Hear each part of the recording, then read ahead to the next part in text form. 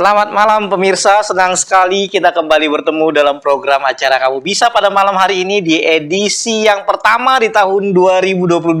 Selamat tahun baru atas nama redaksi Kamu Bisa dan kru Hope Channel beserta ASI Indonesia. Kami ucapkan selamat tahun baru kepada pemirsa.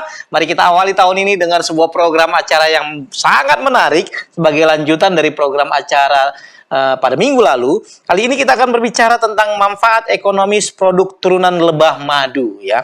Pada minggu lalu kita telah berbicara tentang peternakan lebah madu, manisnya lebah madu, dan hari ini kita akan melihat ada manfaat ekonomis produk turunan dari lebah madu ini. Di antaranya yang kita akan bahas adalah Royal Jelly, Bivolen, dan Propolis. Malam hari ini ada dua orang narasumber praktisi kita, yakni Bapak Tri Joko Susanto Eskom, merupakan peternak lebah dari Malang. Selamat malam Pak Tri. Selamat malam pemirsa semua. Terima kasih Selamat tahun baru. Terima kasih Pak Tri. Pak Tri ini adalah sarjana komputer, tapi kemudian juga tertarik selain bidang usahanya di bidang yang rumit-rumit di bidang aplikasi komputer, beliau juga tertarik untuk usaha lebah madu, dan kali ini kita akan membahas manfaat ekonomis produk turunannya selain lebah madunya. Bersama dengan kita juga ada Bapak Daniel Setiabudi. Beliau juga adalah peternak lebah madu dari Malang. Selamat malam dari Dieng ini. Selamat malam Pak Daniel, apa kabar? Malam, kabar baik. Terima kasih telah bersama. Selamat tahun baru Pak Daniel. Terima kasih telah bersama dengan kita di studio. Ada 3 orang narasumber kita yang dengan setia menemani kita pada program acara malam hari ini. Di antaranya Insinyur John Lee Warren MP. Selamat malam Pak John Lee. Selamat pagi Pak Joko, Prof. Salam, Prof. Daniel, Pak Ekson, dan selamat malam, selamat tahun baru terhadap semua pemirsa pada malam hari ini. Terima kasih Pak John Lee telah bersama dengan kita pada malam hari ini. Insinyur John Lee Warren adalah akademisi dari Universitas Papua di Manokwari. Dan malam hari ini kita akan berbincang dengan beliau. Dan juga ada Profesor Dr. Insinyur Salam Aritonang. Selamat malam, Prof. Salam, apa kabar? Selamat malam, kabar baik Pak Rekson. Selamat malam juga untuk semua pemirsa, Prof. Daniel, Pak John Lee, Pak Joko, dengan Pak Daniel Saputra, Pak Daniel Setiabudi. Baik, terima kasih Prof. Salam. Profesor Salam Aritonang adalah akademisi dari Universitas Andalas di Padang. Nah, malam hari ini kita akan bersama berbincang dengan beliau tentang produk turunan lebah madu. Dan bersama dengan kita juga ada Profesor Insinyur Daniel Saputra, MS, PhD dari Universitas Sriwijaya. Selamat malam, selamat tahun baru Pak Prof. Selamat malam semuanya, para narasumber, Pak Rekson, dan para pemirsa. Selamat tahun baru, selamat berjumpa kembali. Baiklah, terima kasih. Saudara-saudara, pemirsa sekalian, mungkin kita sering mendengar istilah Royal Jelly, Propolis telah banyak dikonsumsi sebagai makanan tambahan. Ada juga Bivolen, tapi mungkin tidak banyak di antara kita yang mengetahui bahwa produk-produk yang kita sebutkan tadi adalah merupakan produk turunan dari lebah madu. Dan kali ini kita akan berbicara tentang ketiga produk tadi dengan beberapa narasumber yang telah bersama dengan kita. Kita akan awali pertemuan kita ini dengan sebuah cuplikan yang menjelaskan sekilas tentang produk turunan lebah madu yang dikelola oleh Pak Tri Joko Susanto dan Pak Daniel Setiabudi di Malang, di Dieng. Dan kita akan melihat bagaimana bentuknya setelah kita iris. Nah, ini calon ratunya, larva ratu. Kemudian inilah Royal Jelly. Royal Jelly ini adalah makanan dari larva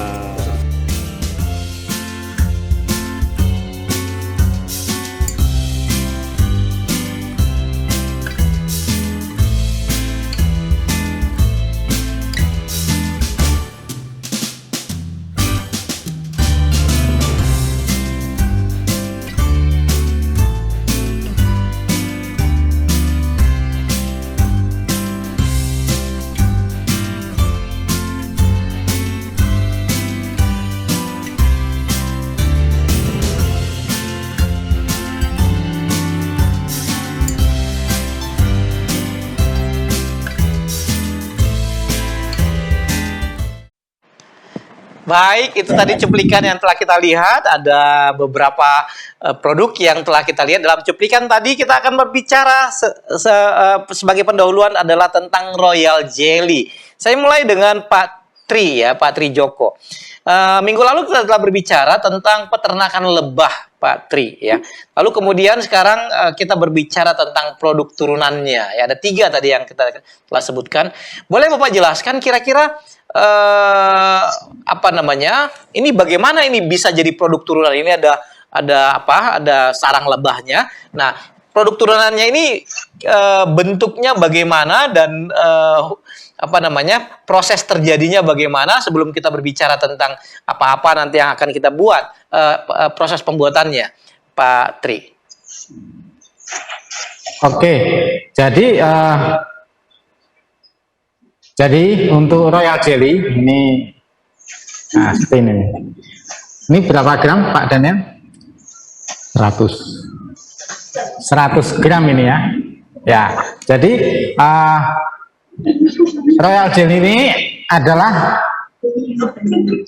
makanan yang dibutuhkan oleh lebah ratu ya, lebah ratu. Dan ketika anak ratu mau dibuat, ya itu dibutuhkanlah Royal Jelly. Jadi kalau kita mengkonsumsi Royal Jelly itu sama dengan mengkonsumsi makanan ratu, ya luar biasa ya.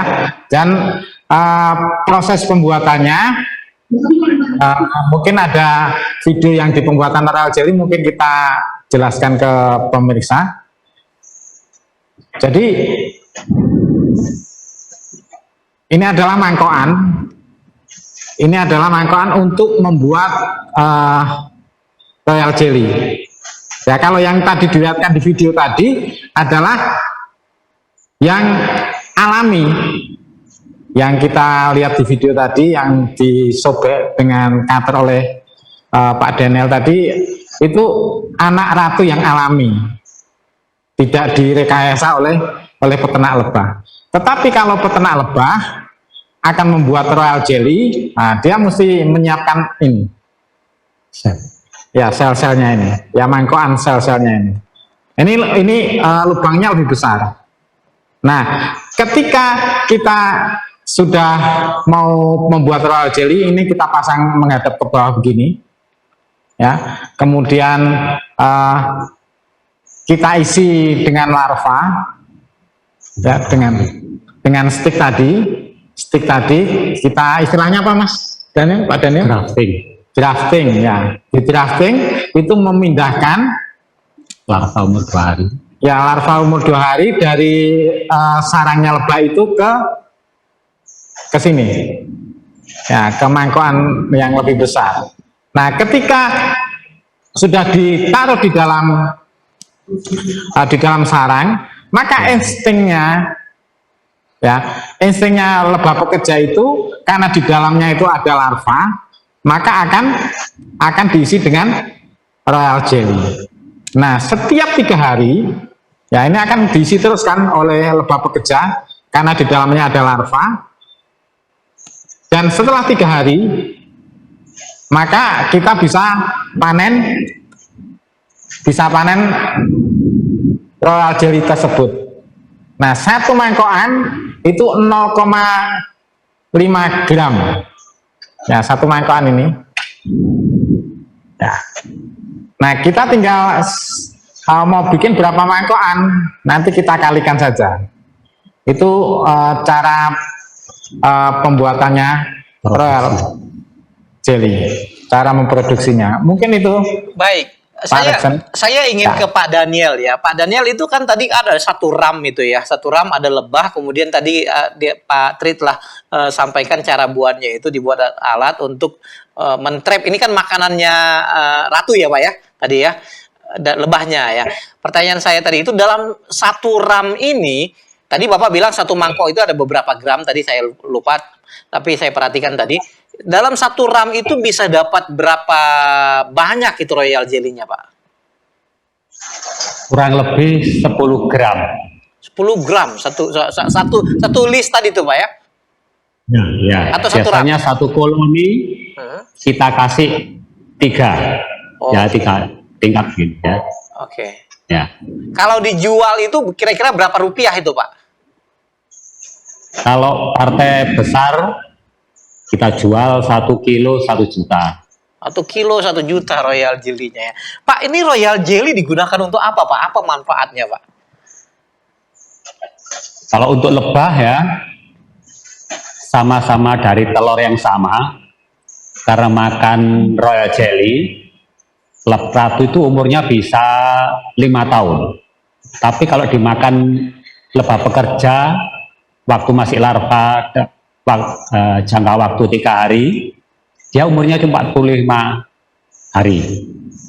Nah, untuk kebutuhan manusia, ya, Royal Jelly ini karena dia sifatnya cepat sekali bekerja, misalnya orang habis operasi, untuk pemulihan itu dengan mengkonsumsi Royal Jelly, maka pasien dapat tertolong lebih baik gitu.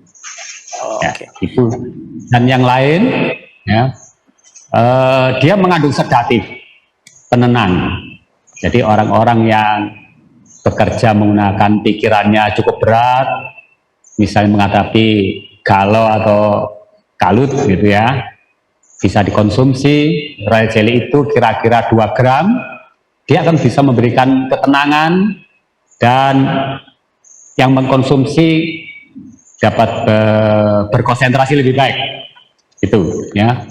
Kemudian yang lain, pengalaman kami 3 kali kami menolong orang yang pasangan yang sampai 6 tahun, ada yang 9 tahun, ada 14 tahun belum punya keturunan. Nah, ini sifatnya membantu kesuburan. Ya, bahkan ada ahli yang mengatakan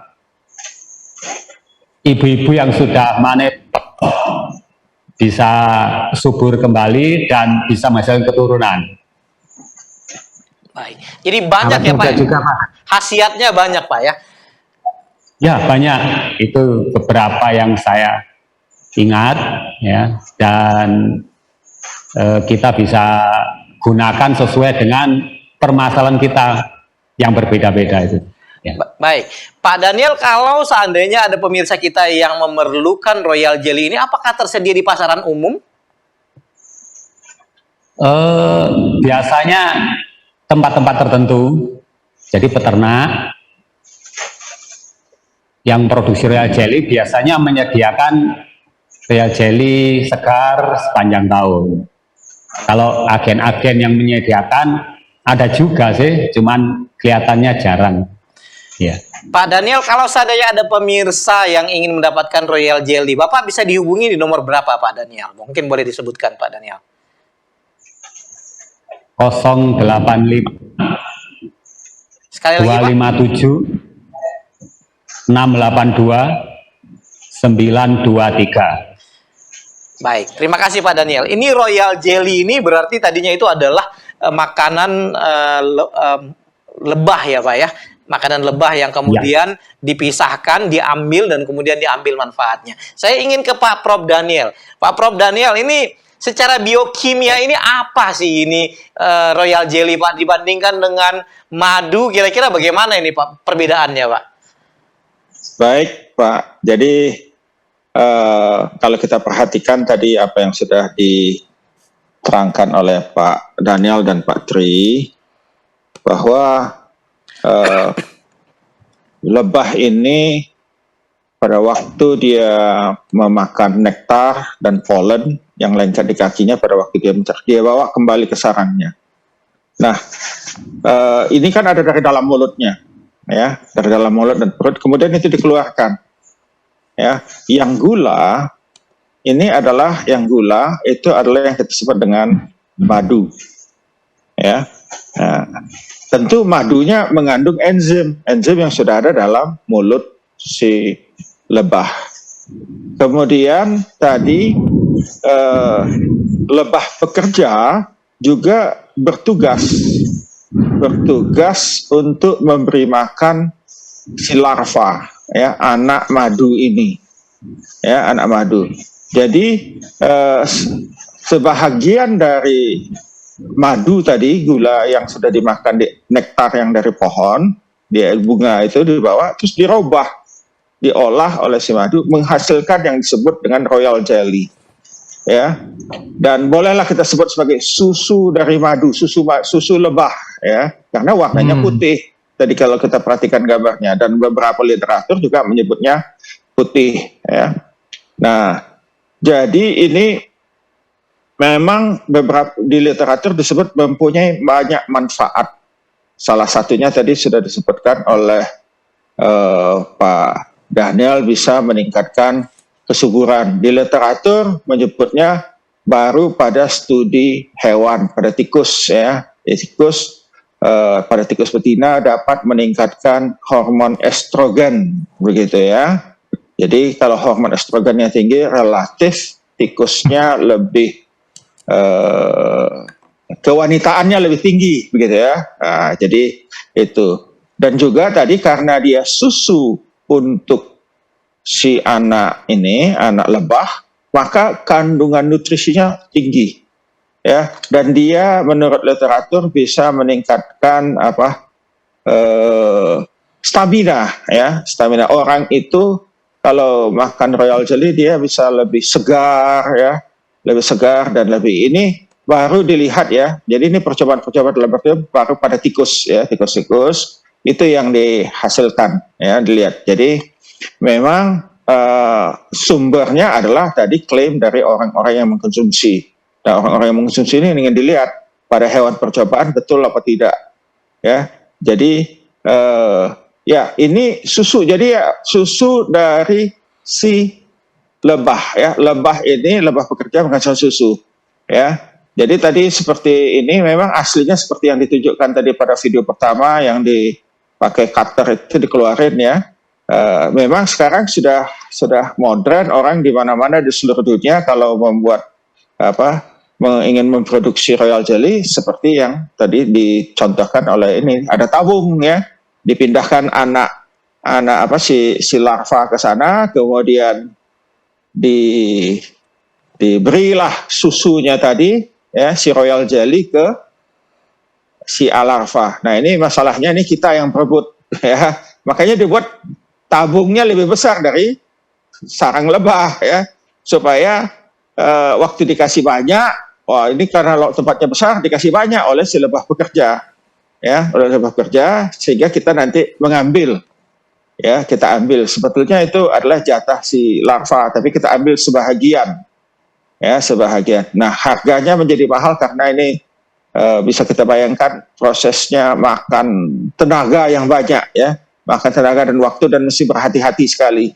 Karena tadi satu itu hanya berapa tadi, nggak sampai setengah gram atau berapa tadi, ya. Jadi memang royal jelly ini amat bagus katanya, ya, untuk kesehatan, tapi hanya baru pada hewan-hewan percobaan di laboratorium yang saya baca dalam literatur, ya. Dan berpeluang ini juga tentu baik bagi manusia. Dan ada beberapa kesaksian tentunya, ya, orang-orang yang sudah mengkonsumsi royal jelly staminanya lebih bagus, ya. Tadi ada seperti kata Pak Daniel, ada yang kesulitan mengalami gangguan kesuburan, akhirnya bisa hamil, ya, dan sebagainya. Tapi menurut literatur itu tadi, tikusnya kandungan estrogen, hormon estrogen di tubuh tikusnya itu meningkat, begitu. Terima kasih, Pak. Baik, terima kasih Prof. Daniel, ya. Saya ingin kembali ke Pak Tri. Pak Tri itu tadi disebutkan 3 hari, ya, kita bisa panen, ya. Itu kemudian ini lagi, itu kan tadi Bapak menyebutkan ini adalah makanan lebah yang kemudian kita ambil. Ketika misalkan makanannya itu direkayasa seperti itu supaya kita bisa ambil royal jelly-nya, apakah itu akan dapat menyebabkan produksi madu dari lebah itu berkurang nggak, Pak? Karena makanannya kita ambil. Tidak sih, karena pada waktu kita mau membuat seperti ini itu harus kondisi koloni harus betul-betul kuat. Jangan koloni yang kurang padat, koloninya kita taruh ini akan jadi kurang baik. Tapi kalau koloni sudah padat, itu mereka secara insting aja bahwa ini mesti diisi dengan royal jelly. Ya, jadi tidak mengurangi. Oke. Begitu. Jadi sekali kita membuat itu sebenarnya ini merupakan produk turunan yang tidak mengurangi produk utamanya, yaitu madu lebah yang tadi ya Pak ya. Ya, tidak. Baik, terima kasih Pak Tri. Kita lanjut dengan yang berikut tentang bee pollen. Ya, bee pollen ini apa sih Pak Tri? Tepung sari. Bee pollen itu tepung sari ya. Ya, tepung sari. Jadi, nah ini ditunjukkan sama Pak Daniel ini, tepung sari. Mungkin kalau dilihatkan videonya, pemirsa bisa lebih paham nanti bagaimana sih masuknya bee pollen itu. Ada videonya itu. Ya, nah ketika lebah itu keluar mencari makanan, jadi tadi mencari tepung sari dan nektar, dan ketika musim tepung sari ini banyak, nah di pintunya lebah masuk ya, di pintu rumahnya lebah tadi, kan mereka tuh bawa tepung sari di kakinya tuh, di kakinya. Nah ketika mau masuk, itu kita pasang ini alat perangkapnya, disebutnya apa nih Pak Daniel? Pollen trap. Nah, disebutnya pollen trap. Trap. Ya, jika ketika masuk di sini, lebah nggak bisa masuk, ya kan? Lebah bisa masuk, cuma kakinya Ya. kejaring. Kejaring di sini, di bawah sini akan jatuh tepung sarinya tadi. Ya, sangat kecil ini. Jadi tepung sarinya akan jatuh di bawahnya. Nah, itu kurang lebih tepung sari. Jadi tergolong makanan sumber protein dengan kandungan asam amino mendekati lengkap. Baik, Pak Daniel boleh ditambahkan barangkali Pak Daniel. Ini tepung sari bee pollen ini ya. Tadi ada di trap ya. Itu apa namanya supaya tidak masuk. Seandainya masuk itu jadi apa itu Pak di dalam Pak? Kalau dia lolos bisa masuk, itu menjadi makanan lebah karena bee pollen itu adalah sumber proteinnya. Sumber proteinnya ya. Oke, sekarang berarti kan kita trap dia supaya tidak masuk, kemudian kita ambil ya. Kita ambil tuh Pak. Nah tadi Bapak telah sebutkan bahwa ada dikasih jaring supaya tepung sarinya itu tinggal gitu ya. Nah itu kan kecil-kecil tuh Pak ya. Berapa banyak yang bisa kita dapat itu Pak dari satu proses dan berapa lama dia? Tadi kan kalau royal jelly setiap 3 hari kita bisa panen sedikit-sedikit kemudian dikumpul ya. Nah kalau tepung sari ini gimana Pak? Bee pollen ini bagaimana? Kalau bee pollen bisa kita ambil setiap hari. Setiap hari. Setiap hari bisa. Dan Nah, peternak akan memperhitungkan ketika kita ambil kebutuhan lebah tidak boleh terganggu. Ya, jadi harus tercukupi. Kalau kebutuhan lebah terganggu, maka proses regenerasinya akan terganggu. Oke. Jadi kita harus biarkan sebagian masuk dan kemudian hanya trap seperlunya, Pak ya? Betul. Betul ya. Oke. Ini tepung sari ini, bee pollen ini bisa untuk apa aja ini, Pak Daniel? Ya, bisa meningkatkan ketahanan tubuh. Ya, untuk memenuhi kebutuhan protein, mungkin konsumsi protein kita sehari-hari asam amino belum mencukupi kebutuhan maksimal, ya tepung sari bisa menutup kekurangannya. Itu dari segi nutrisi. Dari segi kandungan yang lain yang menonjol, bee pollen ini mengandung zat yang namanya rutin. Ini bisa menguatkan pembuluh darah otak, itu yang terutama. Ya, saya pernah kena glaukoma, pernah mengalami pendarahan di mata. Setelah saya konsumsi bee pollen ini, saya sudah tidak pernah mengalami pecahnya atau pendarahan di dalam mata saya.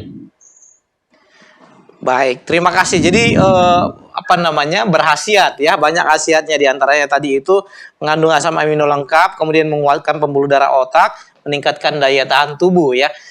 Saya ingin kembali ke Prof Daniel dulu sebelum berbicara nanti dengan Prof Aritonang dan Pak John Lee. Secara biokimia ini apa ini bipolen ini, Pak Prof Daniel? Ya, baik, terima kasih. Jadi bipolen ya polen sebetulnya ya. Polen adalah serbuk sari yang ada pada tanaman. Nah, kalau pada awalnya ya pada waktu lebah ini hidup di hutan heterogen, maka bipolen ini berasal dari berbagai jenis bunga. Ya. Tetapi pada zaman modern ini relatif lebih sulit kita mendapatkan hutan atau kawasan yang mengandung berbagai jenis tanaman yang banyak. Ya. Nah, kita tahu serbuk sari adalah juga sama dengan inti dari, karena ini adalah yang membuahi bunga betina. Serbuk sari adalah bunga jantan sebetulnya ya. Jadi dan pada waktu ya pada waktu bunga berkembang dia mengeluarkan nektar. Tujuannya adalah agar serangga termasuk lebah datang ke sana mengambil polennya, dan pada waktu dia mengambil polennya serbuk sari akan jatuh ke bunga betina. Tetapi tidak semuanya, dan ini akan menempel di kaki ya, di kaki dan dibawa pulang ke sarangnya. Nah, bipolen ini dimasukkan ke dalam sarang lebah ya, sarang lebah. Nah, jadi karena dia merupakan zat ya, saya akan berusaha mencari kata-kata yang mudah dipahami oleh orang awam. Zat yang merupakan awal dari pertumbuhan suatu makhluk ya, maka pasti dia mengandung banyak zat-zat yang berguna bagi makhluk itu, makhluk hidup ya. Jadi tanaman itu juga makhluk hidup ya. Jadi oleh karena itu, dan ini banyak bermanfaat bagi manusia. Hanya saja perlu diperhatikan karena dia berasal dari serbuk sari, ada beberapa orang-orang tertentu ya yang alergi terhadap polen ini. Tapi banyak manfaat kesehatannya bagi yang tidak alergi. Oleh karena itu kadang-kadang memang ada orang atau dokter yang mengatakan hati-hati minum madu ya, karena madu juga kadang-kadang tercampur dengan polen ya. Dan karena manfaat kesehatan yang banyak, maka sekarang para peternak seperti tadi yang sudah dikatakan oleh Pak Tri dan Pak Daniel itu membuat perangkap. Jadi pada waktu lebah ini ingin masuk dari lubang agak sedikit kecil dari yang biasa, lebahnya masuk tetapi seperti orang yang menggesek ya, menggesek. Tapi ini tadi tidak boleh semuanya, karena ini tadi juga polen ini merupakan makanan bagi larva ya. Jadi kalau tidak diambil seluruh, bisa saja kita buat perangkapnya sedemikian rupa sehingga polennya terperangkap dan masuk tidak ada ya, si larva nanti menjadi kurang makan ya, kurang gizi ya. Dan memang karena dia adalah tadi bakal untuk makhluk baru, maka dia mengandung asam amino ya, asam amino yang dibutuhkan untuk pertumbuhan. Jadi sehingga sebetulnya tadi bipolen ya meningkatkan stamina pada dasarnya ya, meningkatkan stamina dan memberi tadi diklaim ya menguatkan otot gitu. Tapi ini dari berbagai hewan percobaan yang dilakukan di laboratorium penelitian memang ada peningkatan gitu ya, ada peningkatan. Jadi walaupun pada manusia belum dilakukan uji coba yang sebenarnya. Jadi pada umumnya hanya baru pada hewan-hewan percobaan. Jadi apa yang dikatakan oleh Pak Tri dan Pak Daniel tadi ada benarnya begitu ya, ada benarnya sesuai dengan apa yang dikatakan oleh literatur ya, walaupun itu hanya pada hewan percobaan. Terima kasih Pak. Baik, terima kasih Prof Daniel. Pemirsa, kita akan rehat sejenak. Namun jikalau ada pertanyaan atau hal-hal yang disampaikan kepada para narasumber kita, boleh disampaikan melalui WhatsApp di nomor yang saudara lihat tertera di layar saudara, atau lewat media lain yang saudara gunakan, boleh lewat YouTube, Facebook, atau media lain ya, boleh disampaikan, nanti kita akan tanyakan kepada para narasumber kita. Kita akan rehat sejenak. Ini susu, tapi bukan susu almond. Terus susu siapa dong? Yang pasti bukan susuku. Gini nih cara bikinnya. Bahan-bahannya sih kurang lebih sama susu almond kemarin, tapi kali ini kita ganti almondnya sama oats. Kita pakai kurma, vanila, dan garam. Oke, sekarang kita tuangin air ke dalam blender. Ingat ya, airnya harus air matang, bukan air mata. Oke, sekarang kita masukin oatsnya. Kalau kemarin almondnya kita rendam dulu, tapi kali ini oatsnya nggak perlu direndam. Amarahmu saja yang diredam. Terus kita masukin kurma. Habis itu kita masukin garam. Terakhir kita masukin vanila.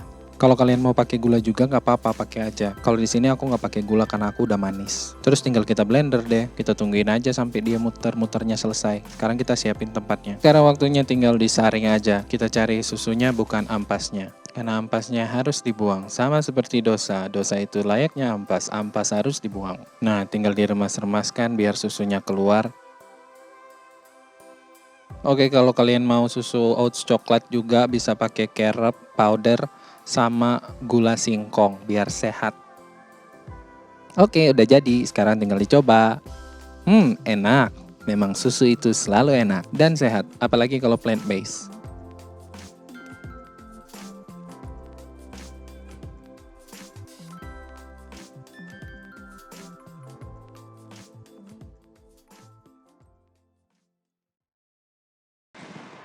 Terima kasih pemirsa, masih bersama dengan kami di studio Hope Channel pada malam hari ini dengan topik produk turunan lebah madu. Kita berbicara tentang Royal Jelly, Bee Pollen, dan Propolis. Kita akan lanjutkan diskusi kita pada malam hari ini. Saya ingin ke Prof. Aritonang. Prof. Salam. Prof. Salam, tadi kita telah berbicara dua produk turunan ya, yang ini Royal Jelly dan Bee Pollen. Kedua narasumber kita dari Malang telah menjelaskan apa-apa yang mereka lakukan untuk mendapatkan kedua produk turunan itu dengan membuat alat ya tadi ya, ada trap sehingga kemudian itu bisa dihasilkan. Barangkali Prof. Salam ada masukan barangkali bagaimana supaya kedua produk turunan tadi itu bisa mendapatkan hasil yang lebih baik barangkali. Silakan Pak Bu Prof. Terima kasih Pak Rekson. Seperti kita sudah sama-sama mendengar bagaimana untuk mendapatkan Bee Pollen dengan Royal Jelly cukup perlu keterampilan ya. Tidak, kalau pemula mungkin belum bisa ya. Perlu pelatihan yang sudah lama beternak baru mungkin bisa memilih, karena bisa jadi nanti bukan Royal madunya yang diambil, malah si lebahnya. Jadi mungkin di sini melihat tadi bagaimana cara mengambil menghasilkan Royal madu, bagaimana menghasilkan Bee Pollen memang cukup rumit ya. Nah mungkin disinilah perlu teknologi yang untuk bagaimana untuk meningkatkan jumlah yang diproduksi, yang dipanen sekali panen. Kan tadi dari satu rak itu aja paling memerlukan waktu yang tinggi. Nah, sekarang saya mau tanya dulu kepada Pak Tri, Pak Joko dan Pak Dania. Untuk setiap 3 hari itu dalam berapa kesanggupan untuk mengambil Royal madu dan Bee Pollen itu? Nah, itu perlu waktu kan, nanti mungkin dijawabnya. Nah, adakah nanti mungkin disinilah ada yang namanya teknologi. Nah, ini yang mungkin yang perlu diinovasi pada para peternak lebah madu ini. Dan kebetulan saya tadi juga sudah bicara dengan kawan saya yang saya janjikan dengan Pak Daniel yang dari Sumatera itu. Tadi saya sudah bicara dan mungkin mudah-mudahan sekarang dia pun ikut mengikuti acara ini karena dia pun tertarik. Nah, di situ memang perlu teknologi ya. Cuma teknologinya seperti apa tentu sekarang belum bisa disampaikan. Mungkin ada nanti bagaimana caranya nanti untuk mendapatkan Bee Pollen dan Royal madu dengan waktu yang lebih cepat, dengan hasil yang lebih banyak, dengan tidak sulit lagi. Seperti tadi kan menurut saya itu sulit dan memerlukan keterampilan ya. Jadi ini mungkin yang sehingga bagaimana teknologi baterai yang sudah bertahun-tahun itu bisa ada peningkatan sehingga produksi yang dihasilkan pun bisa lebih tinggi lagi. Mungkin itu sementara Pak Rekson. Baik, terima kasih. Saya ingin ke Pak Daniel ya. Pak Daniel Setiabudi ini ya, maksudnya karena ada Daniel bersama dengan kita malam hari ini. Ini kan tadi selain trapnya itu kan ini hanya mentrap Pak ya. Tentu ini kan tadi lebah ini kan membawa tepung sari dan produk Royal Jelly tadi itu dari luar kan, dari luar. Nah, barangkali boleh dijelaskan juga Pak, tanaman apa yang kira-kira harus ada di lingkungan untuk supaya dua jenis produk kita tadi itu dapat menghasilkan hasil yang optimum Pak. Sebetulnya yang diambil lebah dari tanaman itu hanya cairan yang disebut dengan nektar yang memiliki kadar gula yang masih rendah, minimal itu 10%. Dan yang kedua, bipolen tadi. Itu adalah seperti yang diterangkan oleh Profesor Daniel, itu adalah bunga jantan dari tanaman. Untuk Royal Jelly bukan kita panen dengan memanipulasi lebah, tapi produksi Royal Jelly itu sama dengan membuat ratu, tapi jumlahnya banyak, ribuan. Kalau ratu mungkin kita hanya membuat 20 atau 25 sampai 50. Tapi kalau produksi Royal Jelly, setiap hari kita harus membuat ratu dalam jumlah ribuan. Ya, satu orang itu biasanya harus melakukan grafting kurang lebih 40.000 ya. Nanti kalau yang berhasil 50% itu berarti yang jadi 2.000. Nah, kita bisa panen, sekali panen itu 1 kilo. Itu kira-kira untuk Royal Jelly. Bagaimana Pak? Pak Daniel, cara membuat ratunya bagaimana Pak? Seperti yang ada dalam gambar tadi. Jadi ini kan sel buatan manusia, ya, atau disebut mangkokan gitu ya. Nah, kan kita ambil larva yang masih umur 2 hari, kemudian kita pindahkan ke sel-sel ini, semua diisi, ya.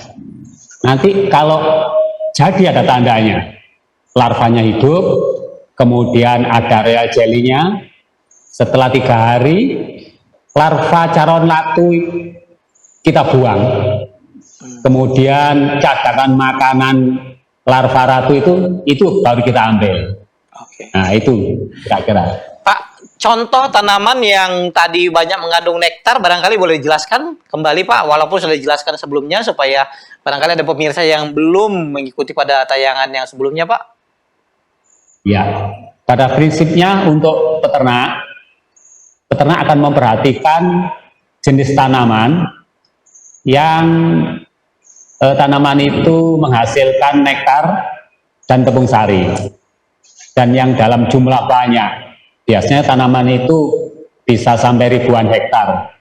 Ya. Misalkan apa Pak jenis tanamannya? Ya, kalau tanaman itu tidak menghasilkan dua-duanya secara cukup, maka peternak harus bisa mensiasati. Jadi selain tanaman penghasil nektar, harus berdampingan dengan tanaman yang menghasilkan banyak polen, ya, sehingga kedua-duanya terpenuhi. Kalau salah satu tidak ada, lebahnya akan proses regernya terganggu, hancur dia koloninya. Baik, terima kasih Pak Daniel. Pak Tri barangkali boleh jelaskan Pak contoh-contoh tanaman yang harus ada sehingga kedua jenis produk kita ini harus bisa menghasilkan optimum. Tadi Pak Daniel telah menyebutkan harus memberikan pohon-pohon yang mengandung nektar dan apa satu lagi Pak? Tepung ya, apa namanya? Polen ya, polen. Nah, ini contoh tanamannya konkretnya apa misalkan Pak? Contohnya yang paling bagus untuk lebah itu adalah bunga randu. Pohon randu, ya. Pohon randu itu tepung sari dengan nektar itu dalam satu bunga. dan itu peningkatan lebah akan lebih cepat. Jadi regenerasinya itu kalau untuk randu ini lebah itu bisa peningkatannya sangat pesat sekali.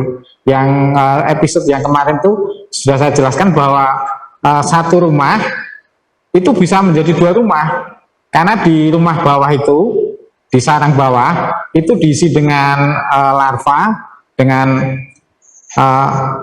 anak-anak lebah yang siap jadi lebah pekerja.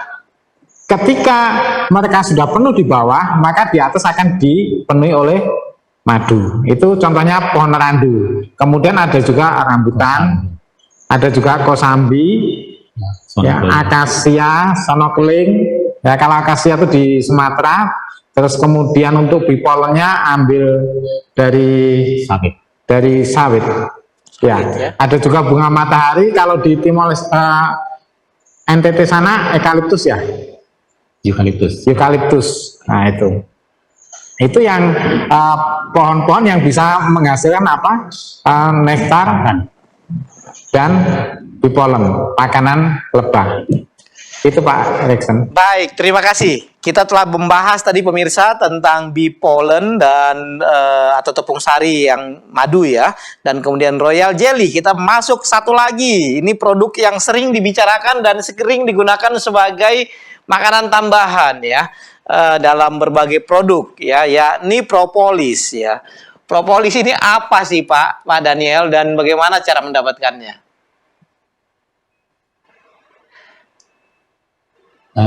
Ini propolis ya. Untuk mendapatkannya kita ambil dari sarang lebah. Lah, box atau kotak lebah itu biasanya ada rongga. Nah, kalau ada rongga, lebah itu akan risiko terinfeksi karena adanya binatang yang masuk yang kemungkinan membawa penyakit, ya. Sehingga sama lebah, lubang itu akan ditutup. Ini juga disebut sebagai lem lebah. Nah, ini juga untuk memproteksi apabila ada binatang yang mau masuk dan membawa penyakit. Nah, manfaat propolis ini untuk mencegah terjadinya infeksi untuk larva lebah. Dan ini juga bisa bermanfaat untuk manusia. Karena propolis ini ada anti jamurnya, antibakterinya, ada antivirusnya. Jadi apabila seseorang terinfeksi di antara 3 itu, propolis ini adalah termasuk obat terbaik. Karena biasanya kalau memang propolis ini mampu, baik virus maupun bakteri pasti akan mati. Jadi dia tidak mengalami mutasi.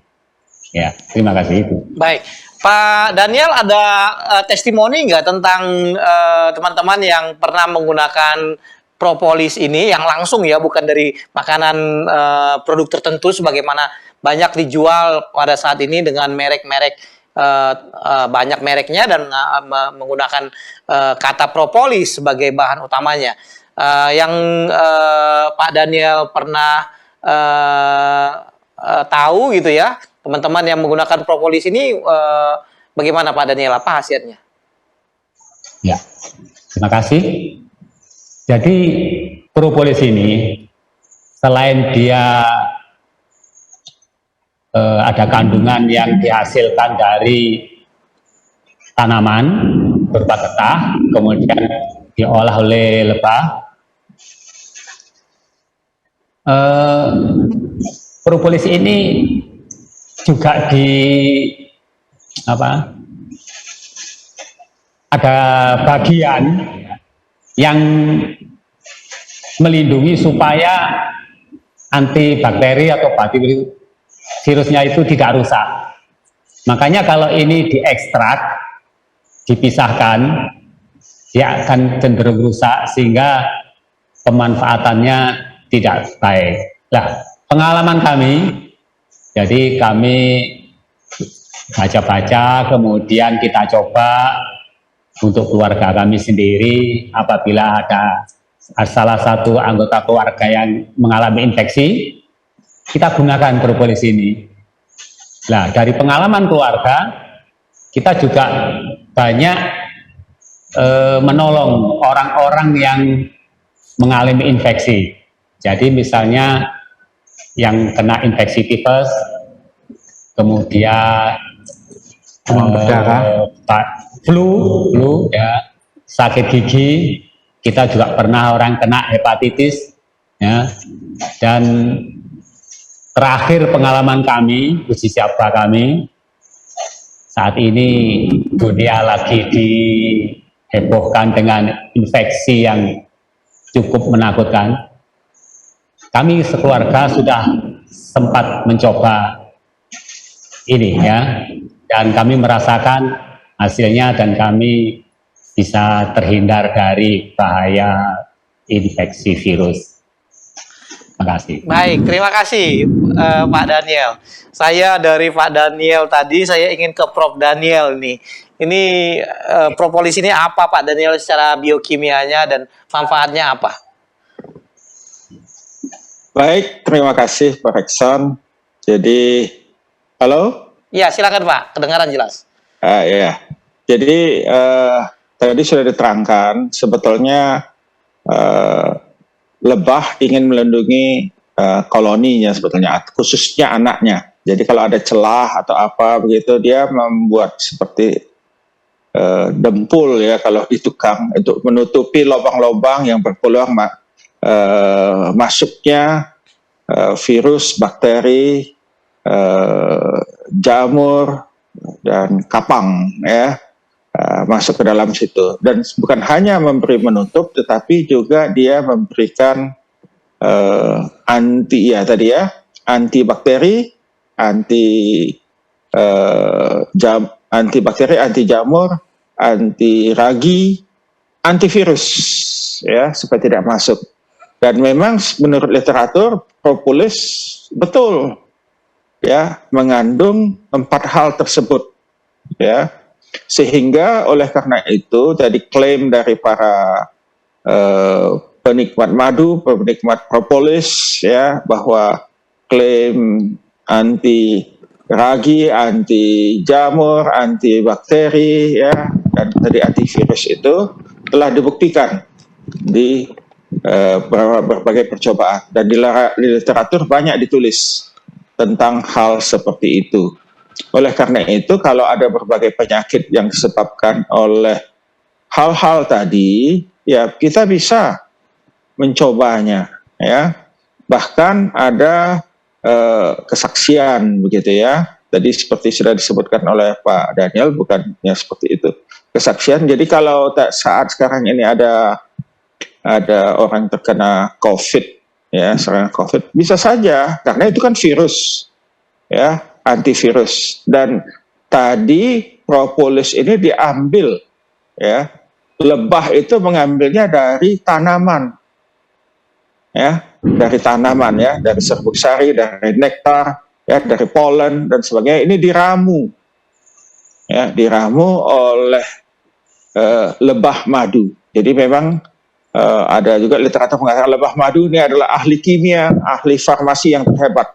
Jadi dia meramu sedemikian rupa menghasilkan anti bakteri, anti jamur, antivirus, anti ragi tadi, ya.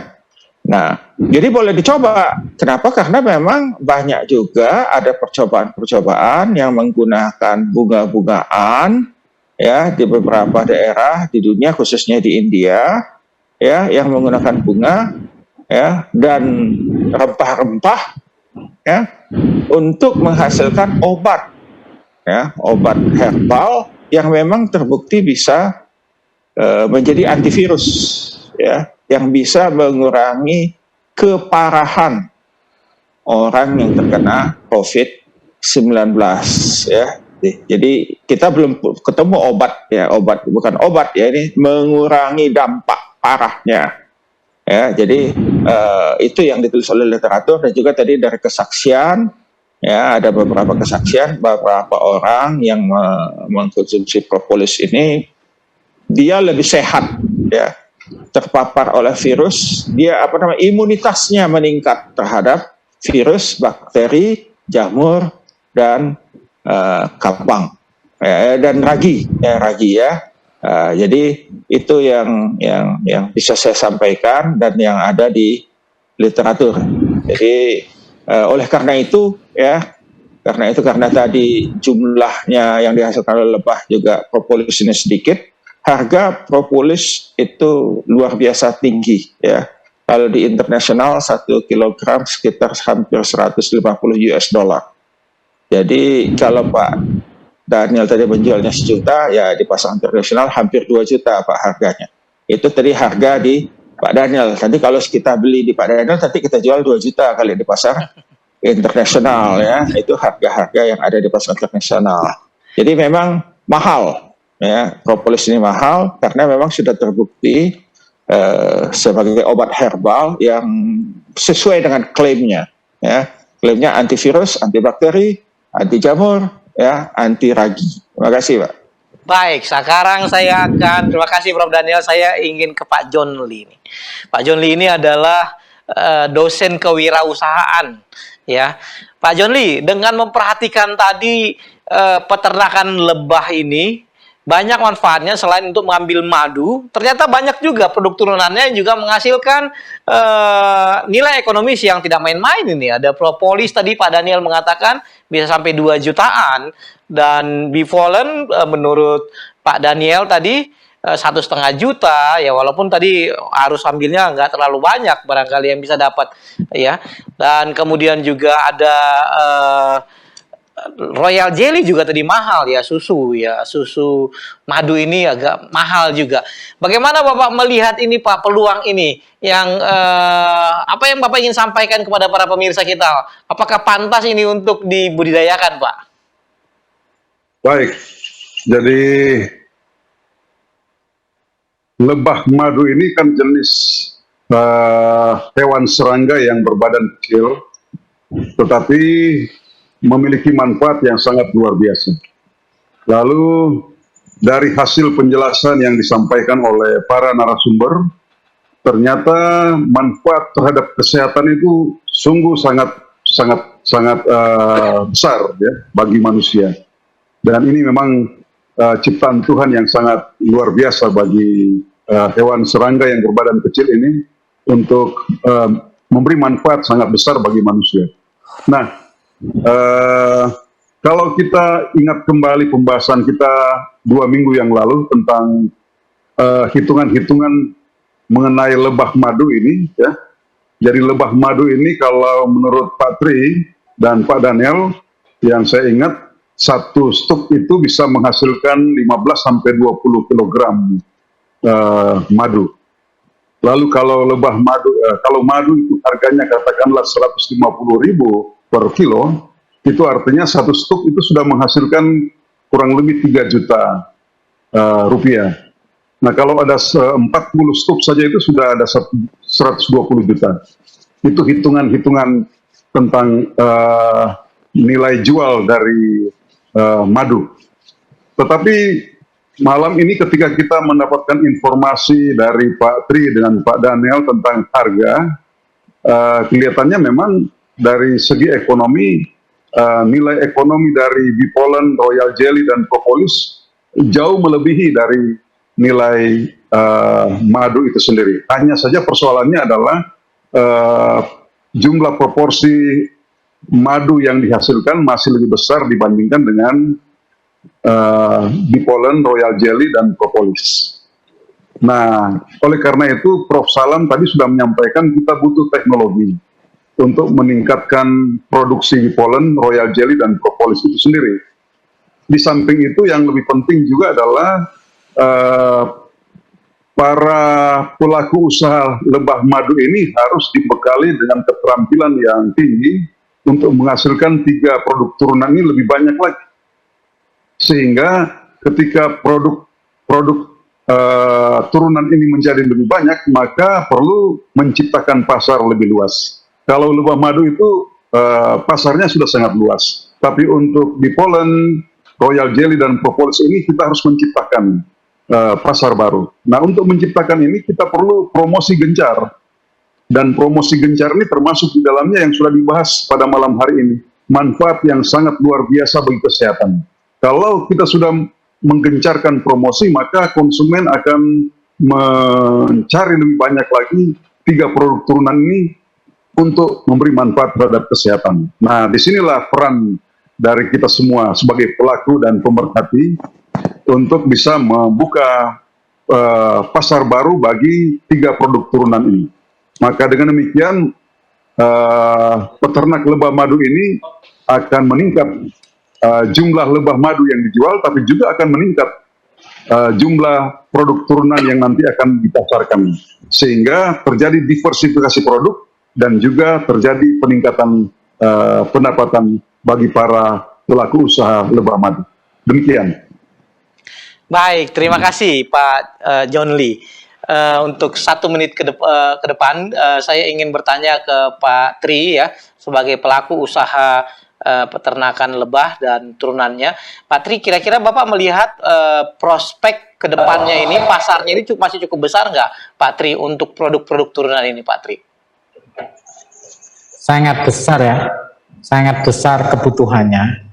Jadi kalau kita dengar, ya kan, kita mendengar, oh orang cari propolis, ya kan. Sebenarnya propolis itu lebih mudah untuk mengambilnya dibanding dengan Royal Jelly. Ya ini lebih sulit ya. Tepung sari ya lebih mudah juga. Cuman yang bipolen propolis ini akan lebih mudah. Kenapa? Karena dia itu ada di antara sela-sela. Jadi setiap ada selah di rongga di rumah lebah itu, dia akan bikin penangkalnya. Jangan sampai ada sesuatu yang masuk yang membahayakan koloninya, termasuk anak-anaknya. Nah, di Jepang itu sendiri itu Royal Jelly 1 bulan tuh 3 kuintal dia bisa terima, bahkan 1 ton dia bisa terima. Nah, tinggal kita bisa enggak mengupayakan untuk memproduksi permintaan mereka, permintaan dari Jepang. Itu contohnya, itu baru 1 produk Royal Jelly ini. Sudah dihitung aja tadi, mungkin Insinyur John hitung 1 ton Royal Jelly berapa nilainya. Nah, jadi itu harus dengan apa? Dengan lebah, dengan koloni yang ratusan bahkan ribuan, sehingga bisa menghasilkan apa? Royal Jelly ini dengan maksimal, termasuk tepung sari, nah termasuk juga propolis. Sehingga kedepannya bagaimana? Sangat-sangat besar sekali. Apalagi di Sumatera, wis luar biasa. Yang di luar Pulau Jawa itu potensinya itu sangat besar. Jadi kami mengundang teman-teman yang di luar Jawa, ayo kita bersama-sama menggalakkan apa ini untuk peternakan lebah ini.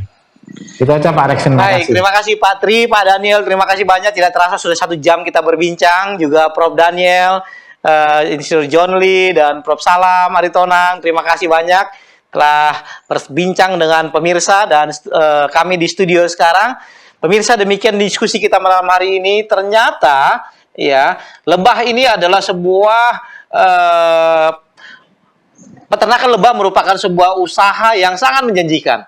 Selain kita mendapatkan madu lebah yang sangat bernilai tinggi, kita juga dapat mendapatkan beberapa produk turunan yang juga sangat mempunyai nilai ekonomis. Di antaranya bipolen, Royal Jelly, dan propolis yang punya banyak khasiat dan pasar yang sangat luas.